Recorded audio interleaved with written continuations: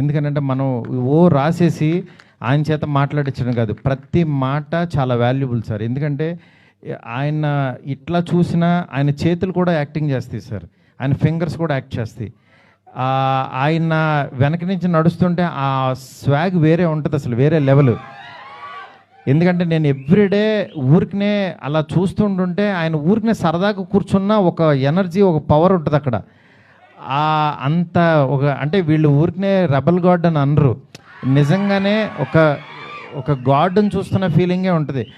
అందుకని అలాంటి పర్సన్తో ఆయన కిందకి దిగి వచ్చేసేవాడు. కానీ డార్లింగ్, నేను యాక్చువల్గా మీరు ఆ షార్ట్ చూస్తే లాస్ట్లో తాత వైర్ కొరికేశాడంట్రా అనేది, నేను అక్కడ కార్నర్లో చిన్న టేబుల్ వేసి డార్లింగ్ ఇక్కడ కూర్చుని ఆ పక్కనున్న లైట్ లాగి ఇలా భయపడతారు, ఇది డైలాగ్ అని చెప్తే ఎందుకు బల్ల తీసి కింద కూర్చుంటాను అన్నాడు ఆయన.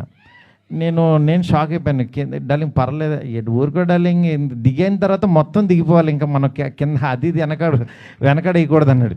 అంటే ఆయన ఈ సినిమా ఆ క్యారెక్టర్కి ఏం కావాలని అంటే ఇంక అది ఇవ్వడానికి రెడీ అయిపోతారనమాట. అదే అలా మీరు డెఫినెట్గా ఈ జానరు, ఈ సినిమా మాత్రం